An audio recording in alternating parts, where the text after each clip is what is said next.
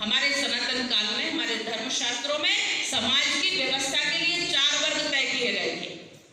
क्षत्रिय को क्षत्रिय कह दो बुरा नहीं लगता,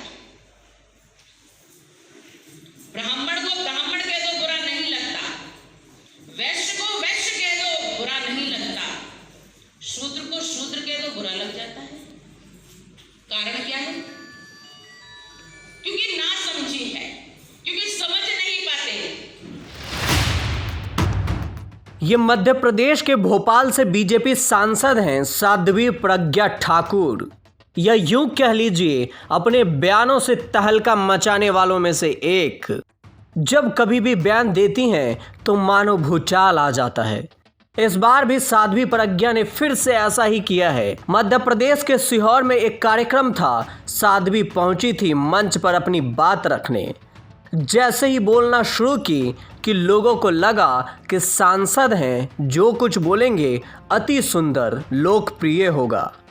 जनसंख्या नियंत्रण कानून से लेकर राष्ट्रहित तक की बात कर डाली। साथ में जो कहा उसे सुनकर उनके समर्थक तो दूर, जिस किसी ने सुना हक्का बक्का रह गया। साध्वी ने कार्यक्रम में एक और नया ज्ञान लोगों को दे डाली और कहा, राष्ट्रहित में क्षत्रियों को अधिक संख्या में बच्चे पैदा करना चाहिए। क्षत्रिय कुल खत्म हो जाएगा तो राष्ट्र की रक्षा कौन करेगा? भला हो बीजेपी का, जो उनके ही कुछ मंत्री और नेता कहते रहते हैं कि देश में जनसंख्या को लेकर कानून एक अहम मुद्दा है।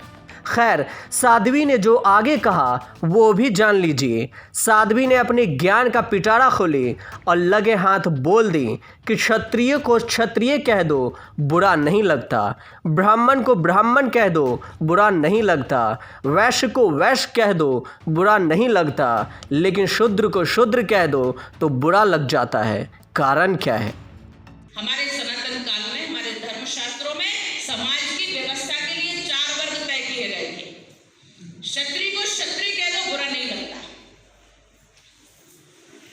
ब्राह्मण को ब्राह्मण कह दो बुरा नहीं लगता, वैश्य को वैश्य कह दो बुरा नहीं लगता, शूद्र को शूद्र कह दो बुरा लग जाता है।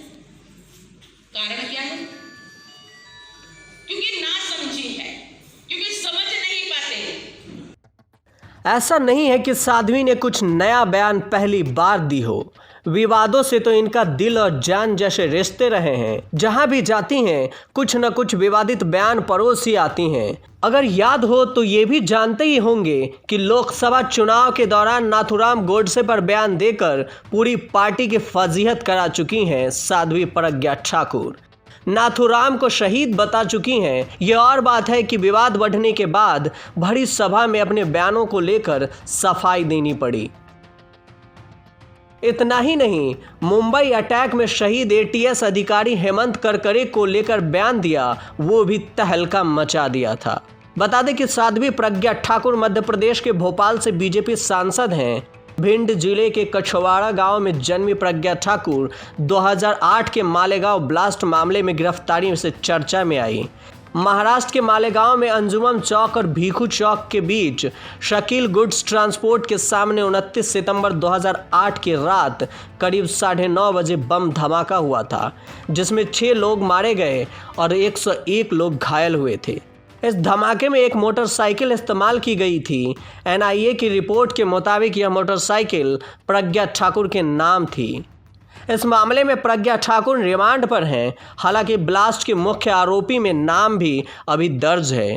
प्रज्ञा अखिल भारतीय विद्यार्थी परिषद के सदस्य भी रह चुकी हैं। ऐसे में ये तो साफ है कि इस बार साध्वी के बयान से एक बार फिर सियासत और लोगों के बीच भूचाल का आना लाजमी है। न्यूज़ तक ब्यूरो।